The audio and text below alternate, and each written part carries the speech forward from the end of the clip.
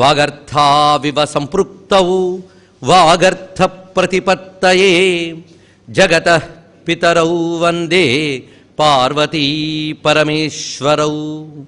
భజే శ్రీచక్రమధ్యస్థాం దక్షిణోత్తరయోః సదా శ్యామావార్తాళి సంసేవ్యాం భవానీం లలితాంబికాం. దరిద్రము, అనారోగ్యము, అపకీర్తి, శత్రుబాధ ఈ 4 ఎంతవరకు ఉంటాయో తెలుసా అంటోంది శివపురాణం. శివపూజ ప్రారంభించే వరకు ఉంటాయన్నదండి. అంటే అర్థం ఏంటి? శివార్చన చేయడం మొదలు పెడితే ఈ 4 పోతూ ఉంటాయట. అందుకే దరిద్రము, అనారోగ్యము, అపకీర్తి, శత్రుబాధ పోతుంది. శివపూజ అంటే శివయోహ పూజ, శివశక్తుల పూజే. అందుకే అమ్మను ఆశ్రయిస్తే ఆ తల్లే ఈ పరమంత్ర విభేదినిగా పనిచేస్తుంది.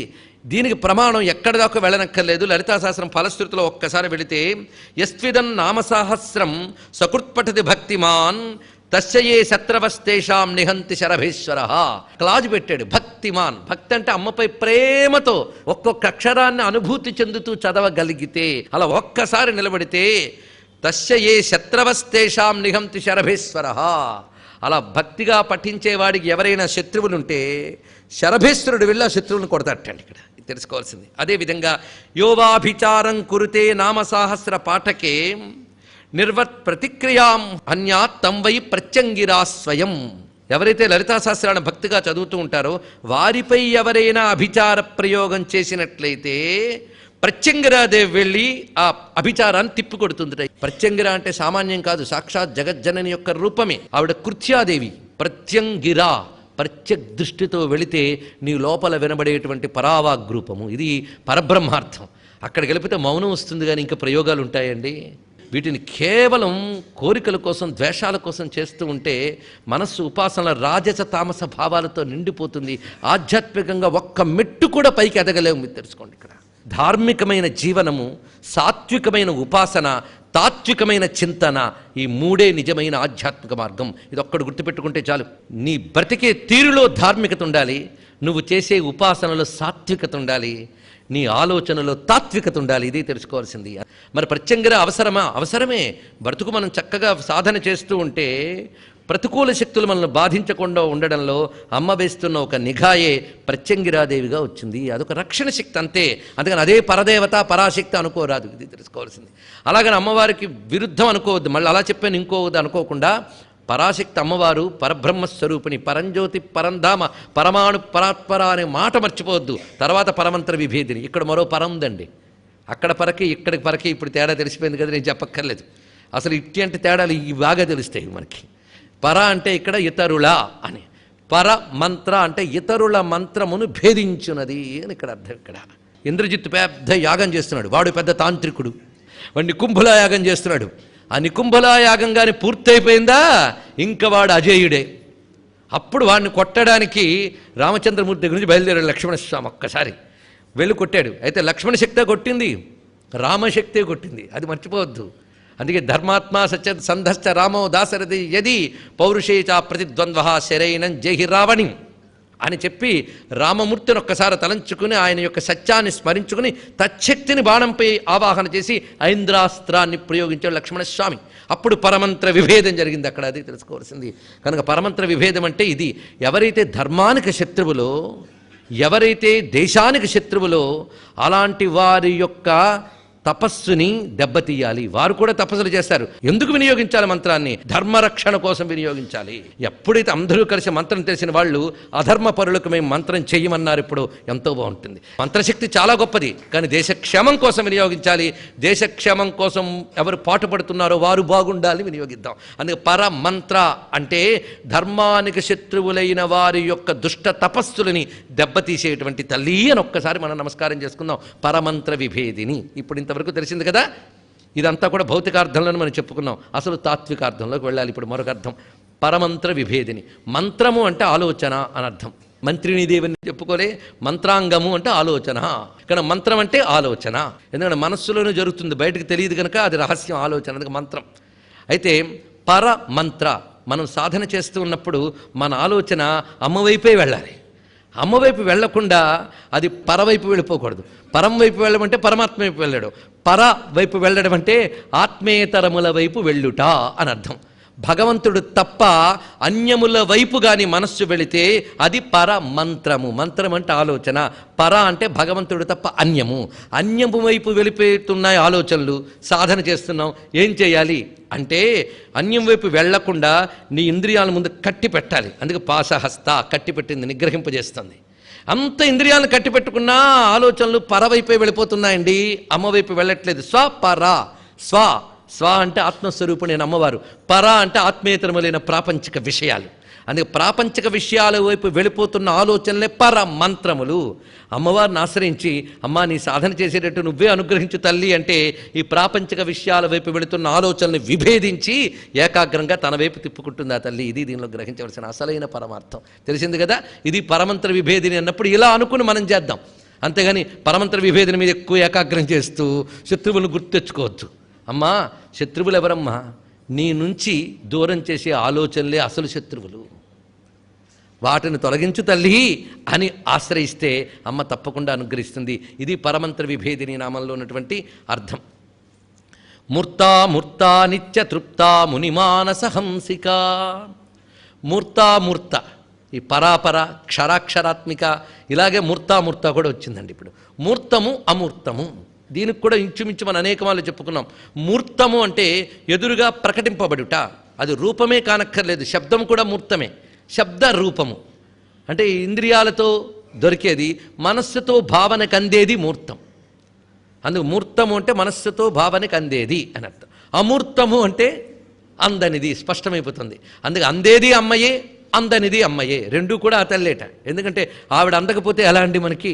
అందుకు ఆవిడ మనకు అందడం కోసం ఆవిడే అందుబాటులోకి వచ్చింది. అప్పుడు మూర్త. ఆవిడ అసలు తత్వం అమూర్తం. ఇది తెలుసుకోవాల్సినది. ఎలాగయ్యా అంటే మూర్తము అంటే ఉపాసించేటప్పుడు మనం ధ్యానించేటువంటి అమ్మ యొక్క విగ్రహము, అమ్మ యొక్క లీలలు, అమ్మ యొక్క ఆ దివ్యమైనటువంటి చరిత్రలు, ఇవన్నీ కూడా మూర్తములు. ఇది తెలుసుకోవాల్సిన. అరుణాం కరుణా తరంగితాక్షీం అన్నప్పుడు అమ్మ యొక్క మూర్తిని మనం ధ్యానం చేసాం.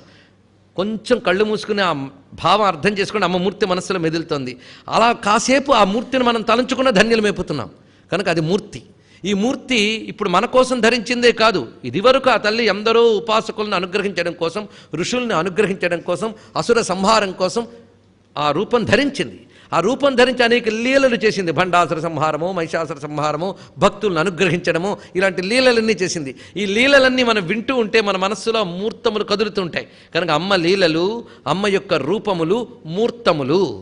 ఇక అమూర్తము అంటే ఈ రెండిటికే చందనిది ఒకటి ఉన్నది. అదేమిటి అంటే అమ్మ మంత్రము అమూర్తము అన్నారు ఇక్కడ. ఎందుకంటే ఆ మంత్రము కూడా ఒక మూర్తిలా మనకు కనబడట్లేదు, సూక్ష్మము. అంతకంటే సూక్ష్మం కుండలిని, అది అమూర్తమే. అంతకంటే సూక్ష్మం పరతత్వం. అందుకు అమూర్తము అంటే అమ్మ యొక్క పరబ్రహ్మ స్వరూపము అమూర్తము. మూర్తము అంటే ఉపాస్యమైనటువంటి అమ్మ యొక్క సగుణ సాకార దివ్యమంగళ విగ్రహం మూర్తము. కనుక మూర్త అమూర్త అంటే సగుణ సాకార దివ్యమంగళ రూపధారిణి మూర్త, నిర్గుణమైన పరబ్రహ్మస్వరూపం అమూర్త. రెండూ కూడా ఆ తల్లియే అన్నారు ఇక్కడ. ఈ రెండిట్లో ఏది ఉపాసించాలండి? ఏది ఉపాసించినా రెండు ఒకటే ఉపాసించాలి, అది తెలుసుకోవాల్సింది. కనుక సగుణ నిర్గుణములు రెండు తత్వములు అవగాహన చేసుకోవాలి. అందుకే ద్వే బ్రహ్మణి వేదితవ్యే మూర్తంచ అమూర్తంచ అనే మాట మనం అనేకమాలు చెప్పుకున్నాం. బ్రహ్మమునకు రెండు స్వరూపములు ఉన్నాయి అని తెలుసుకో. ఒకటి మూర్తము, ఒకటి అమూర్తము. మూర్తామూర్తములు రెండు అమ్మ యొక్క రూపములే అని తెలుసుకుని నిత్యతృప్త మునిమానస హంసిక. కొంతమంది నిత్యతృప్త అనే నామాన్ని మార్చి అనిత్యతృప్త అని రాశారండి. ఎందుకు అలా రాశారు? ఇది కూడా మనం ఆలోచించాలి. నిత్యతృప్త నామం విన్నట్టు గుర్తుందా గతంలో? ఇది మళ్ళీ వచ్చింది. నిత్యతృప్త భక్త నిధిర్నియంత్రి నిఖిలేశ్వరి, అక్కడొచ్చింది నిత్యతృప్త.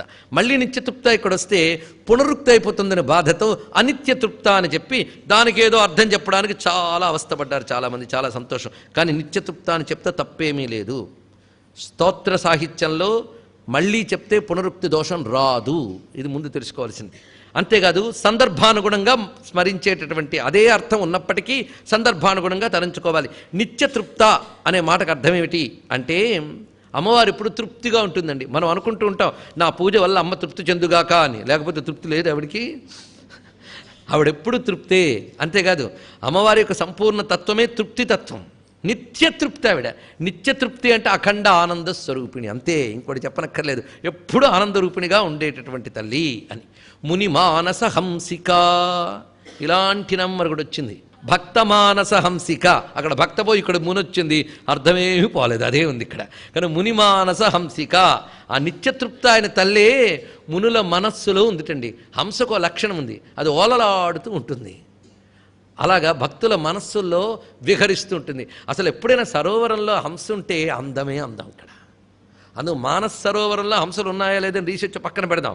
మానస సరోవరంలో అమ్మనే హంస ఉంటేనే ఈ సరోవరానికి అందం అండి. ఇక్కడ తెలుసుకోవాల్సింది, మన మానస సరోవరంలో తిరుగుతూ ఉండాలి ఆ తల్లి, అప్పుడే అందం అంతా అక్కడ ఉంటుంది.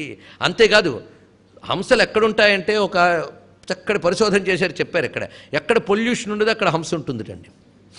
ఇది తెలుసుకోవాల్సింది. యూరోప్ దేశాల్లో కొన్ని కొలనుల దగ్గర హంసలు చాలా బాగుంటాయి. కారణం ఏంటంటే పొల్యూషన్ ఉండదు కనుక. ఈ భావం ఒక్కసారి తీసుకుంటే మునిమాన హంసిక ఇంకా బాగుంటుంది. హంస ఎక్కడ కాలుష్యం ఉండదో అక్కడ ఉంటుందిట. అందుకు ఈ హంస ఎక్కడుంటుంది, అమ్మనే హంస కాలుష్యం లేని మనస్సులోనూ ఉంటుంది అన్నారు ఇక్కడ. పొల్యూషన్ ఫ్రీ ఉండాలండి.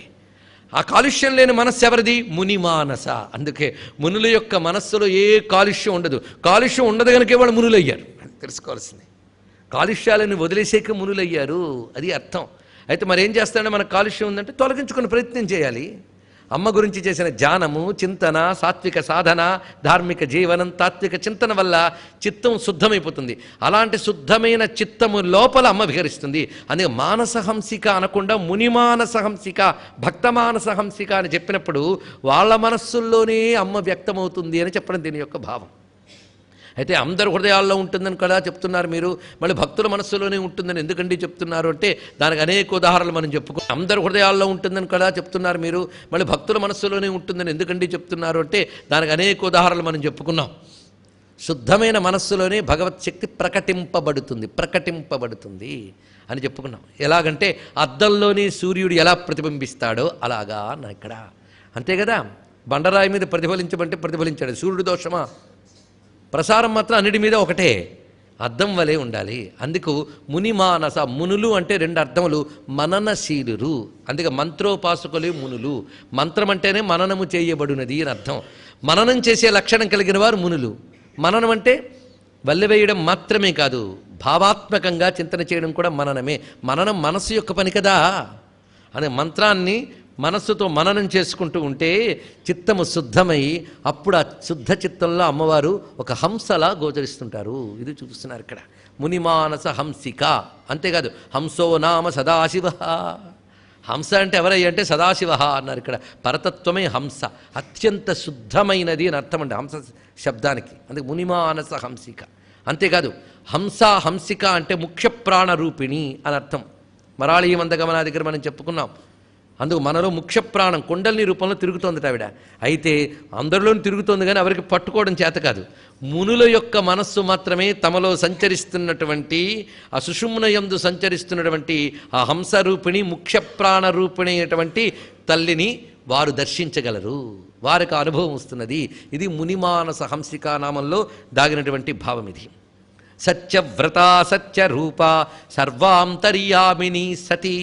ఈ శ్లోకపాదంలో మనకి 4 నామాలు వచ్చాయి. మీరు చూస్తూ ఉంటే ఒక మంచి యతి కనబడుతూ ఉంటుంది ఇంట్లో. ఆ అందం సత్యవ్రత సత్యరూప సర్వాంతర్యామిని సతీ అన్నప్పుడు ఎంత అందమైనటువంటి కూర్పు ఉన్నది. అయితే ఇదంతా కూడా ఏం చెప్తున్నది? ఇందాక పరంజ్యోతి, పరంధామ, పరమాణు, పరాత్పరలో పర అనే శబ్దం ఎలా తీసుకున్నామో ఇక్కడ ఈ 4 నామాల్లో సత్ అనే శబ్దానాలు తీసుకోవాలి. ఇందులో చెప్పబడుతున్నది సత్స్వరూపిణైన అమ్మవారు. అక్కడ పర బ్రహ్మము చెప్పబడుతుంది, ఇక్కడ సత్ వస్తువు చెప్పబడుతుంది. సత్ అంటే ఏమిటని మనం చెప్పుకున్న అనేక మార్లు. సత్ అనగా బ్రహ్మమే, శాశ్వతమైన ఉనికి కలిగింది సత్. అందుకే బ్రహ్మసత్ అనే మాట ఉన్నది మనకి. అవితధం పరం బ్రహ్మసత్ అన్నారు ఇక్కడ. పరం బ్రహ్మమే సత్ అని. అంతేకాదు కృష్ణ పరమాత్మ నిర్దేశించే శబ్దములు 3 అయ్యా అని చెప్పాడు. ఓం తత్సదితి నిర్దేశో బ్రహ్మణస్త్రివిధ స్మృత చెప్పాడా లేదా? బ్రహ్మమునికి చెప్పబడుతున్నటువంటివి అందుకే త్రివిధా స్మృతా. బ్రహ్మమునికి చెప్పబడుతున్నటువంటి 3 శబ్దములు బ్రహ్మముని ఓం తత్ సత్. అందుకే ఏ కర్మ చేసినా మనకు తెలుసో తెలియకో ఏవో లోపాలు ఉంటాయట. ఆ లోపాలన్నీ తీసేయడానికి ఓం తత్సత్ బ్రహ్మార్పణమస్తు అనమన్నాడు కృష్ణ పరమాత్మ చెప్పాడు. ఇక్కడ పరిపూర్ణమవుతుంది అక్కడ. ఎందుకంటే అంతా పరబ్రహ్మతత్వంలో చేస్తే అది పరిపూర్ణం కనుక మంగళమైపోతుంది కనుక. ఇప్పుడు ఒక సముద్రంలోకి ఒక చిన్న పాయి వెళ్ళిపోతే అక్కడ అసలు ఏ కాలుష్యం ఉండదు. అందుకే పరబ్రహ్మ అనే సముద్రంలోకి మన చిన్న కర్మగానే వెళ్ళిపోతే ఇది కూడా అనంతమై ఫలాన్ని మనకు ప్రసాదిస్తుంది. అందుకు ఓంకారం తత్ సత్ ఈ మూడు బ్రహ్మమని తెలియజేస్తాయి. అవి నిర్దేశిస్తున్నాయన్నాడు ఇక్కడ. అందుకే తత్ అంటే అనిర్వాచ్యం, అదే సత్ ఎప్పుడు ఉండేది. ఈ మూడే ఓం తత్ సత్. అందుకే సత్ అంటే అక్కడ స్వామి చెప్పినటువంటి మాట. అంతేకాదు సత్యం జ్ఞానం అనంతం బ్రహ్మ అనే మాట ఉంది కదా. కానీ సత్ అన్నా సత్యం అన్నా ఒక్కటే. అందుకు సతి అంటే సత్శబ్దానికి స్త్రీలింగం అంతే. ఇప్పుడు ఆ సద్వస్తువుని మనం అమ్మా అనే భావంతో పిలుస్తున్నాం కనుక స్త్రీలింగం ఇచ్చామంతే, అసలు ఏ లింగము కాదు. కనుక సత్శబ్దానికి పుంలింగంలో చెప్తే సదాశివ అయింది, స్త్రీలింగంలో చెప్తే సతి అయింది. కనుక సత్ అంటే సతి, ఎప్పుడు ఉండే తల్లి, ఇది అర్థం. ఇప్పుడు సతీ శబ్దానికి మరొక అర్థం ఏంటంటే పతివ్రత. ఏమంటే మొదటి మూడులో చివరి ఎందుకు చెప్తున్నారు అనద్దు. ఆ సతీయే ఈ 4 నామాల్లో ప్రధానం, దానితో అనుసంధానం మిగిలిన 3. అందుకు ముందు సతికి చెప్పుకోవాలి. సతి అంటే పతివ్రత అని అర్థం, ఇది ప్రధానంగా. ఎందుకంటే పతివ్రతకి సతి అని పేరున్నది. పరబ్రహ్మమునకు పతివ్రతకి సతీ శబ్దం చెప్పబడుతుంది అని. ఎందుకంటే సల్లక్షణమే పాతివ్రత్యం గనక, స్త్రీయందు పాతివ్రత్యమే అన్నిటినీ మించిన గొప్ప గుణం గనక అది ఉన్నప్పుడు సతి అని అనాలి. అమ్మవారు సతి అని వేరేగా చెప్పాలా? దక్షపుత్రిగా వచ్చినప్పుడు అమ్మవారికి సతి అని పేరు, మరి తర్వాత లేదా ఆ పేరు? ఆవిడ ఎప్పుడు సతే, ఎప్పుడు సదాశివ పతివ్రత, అది ఇక్కడ విషయం. అందుకే బ్రహ్మపురాణంలో ఒక మాట ఉంది, సాతు దేవి సతీ పూర్వం ఆసీత్ పశ్చాదుమాభవత్. ఆవిడ ముందు సతి అని పేరుతో ఉన్న తల్లే దక్షయజ్ఞ ధ్వంసం అయ్యాక దాక్షాయణిగా తన ఉనికిని వదిలిపెట్టి ఉమారూపంతో వచ్చింది. అప్పుడు కూడా సహవ్రత భవస్యైవ నైతయా ముచ్యతే భవ. ఆవిడెప్పుడు భవునకు అంటే శివునకు సహవ్రత, ఆయనతోనే ఉంటుంది. అంతేకాదు ఆయన కూడా ఎప్పుడు ఆవిడని విడిచిపెట్టాడు.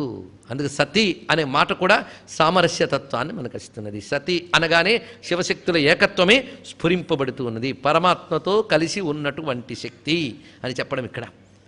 ఇప్పుడు ఆ సతి అయినటువంటి తల్లి సత్యవ్రత సత్యరూప సర్వాంతర్యామిని.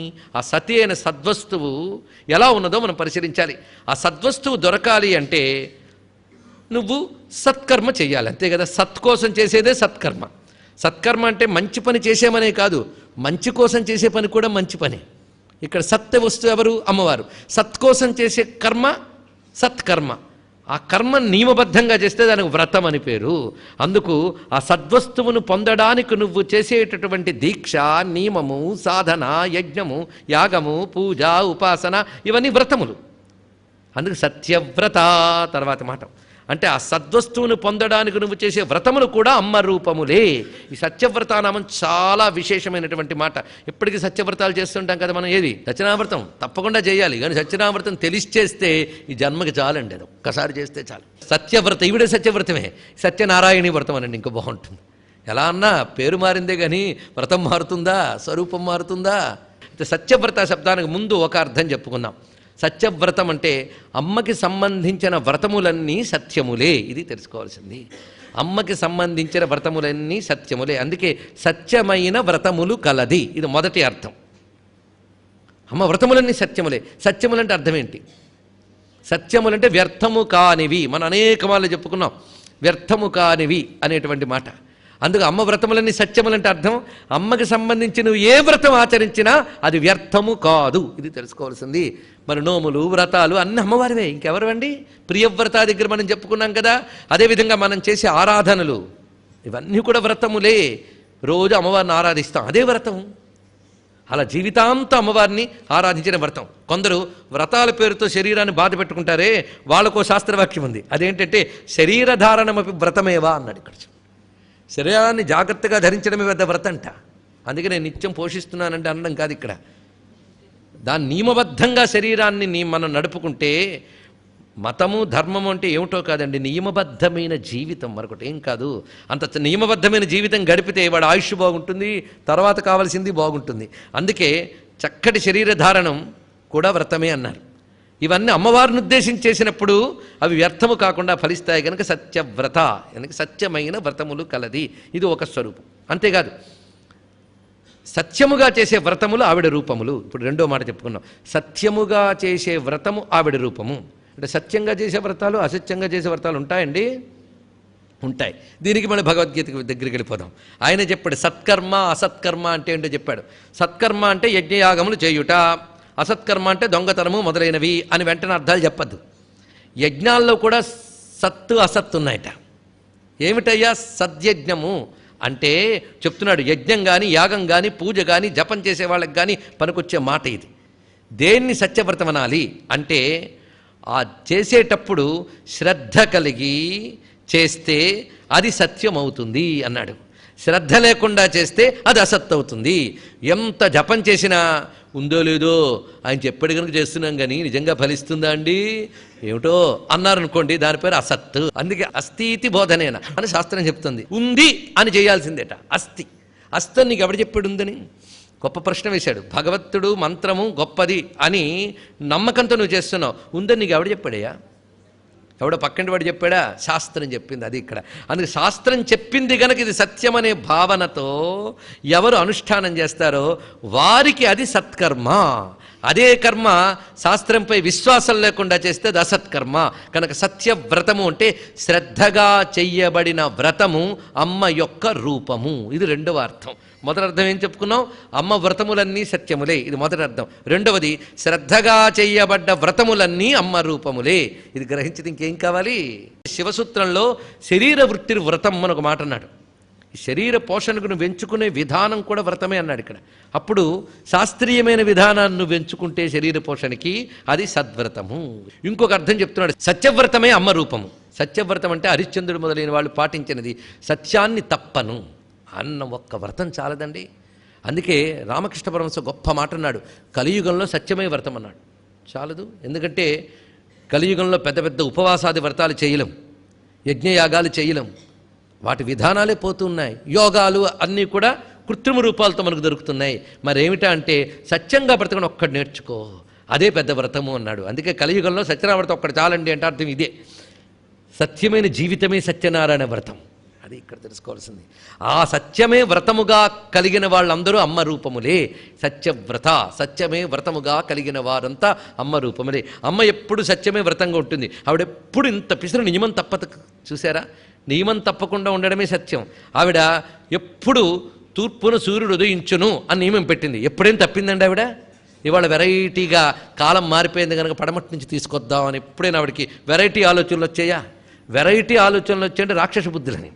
అంతే కదండి. భూమి తనమానాన్ని తిరుగుతుంటే ఇలాగే ఎందుకు తిరుగుతుంది, కొంచెం ఇలా వంచుదాం పక్కకు తిప్పుదాం అనుకున్నట్టు ఒక ఆయన. అందుకు యాక్సిస్ అక్షం, దాని అక్షంలో తిరుగుతోంది. ఇది కాకుండా నేను అక్షం తయారు చేస్తానని తనకున్న సైంటిఫిక్ టాలెంట్తో హిరణ్య అక్షం తయారు చేసి భూమిని పక్కకు తిప్పాడు. అంతే, ప్రపంచం అంతా గల్లంత అయిపోయింది. కనుక ప్రకృతి గతిని మార్చుదామని ప్రయత్నించడం అంతా కూడా అసత్యమే.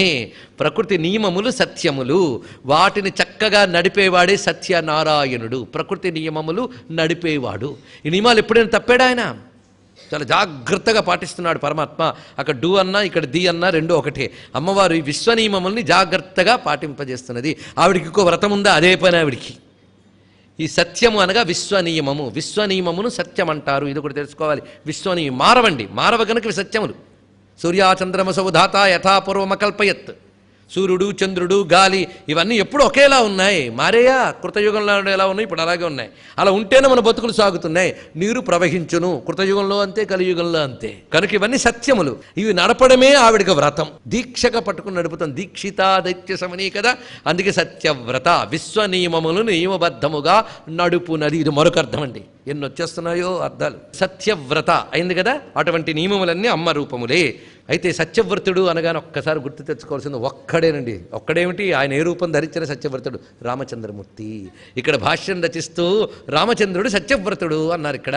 అందుకే అమ్మ శ్రీరాము లలితాంబిక రామచంద్రమూర్తిగా ఉన్నటువంటి తల్లి సత్యవ్రత.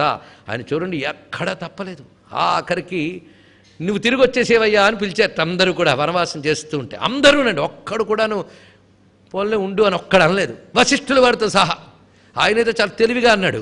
ఏమనంటే రాజ్యం ఎప్పుడు పెద్ద కొడుక్కి ఇవ్వాలి కనుక నువ్వు వచ్చి పాలిస్తే తప్పేం లేదులే అన్నాడు. ఇందరు ఈయన అంటున్నా ఆయన ఒక్కడే సత్యానికి కట్టుబడ్డాడండి. ఎవరి సత్యం? వాళ్ళ నాన్న సత్యం. వాళ్ళ నాన్నకి అసత్య దోషం రాకూడదని సత్యానికే కట్టుబడ్డాడు ఆయన మహానుభుడు. అప్పుడు అంటాడు, సత్యే ప్రతిష్ఠితం లోకం.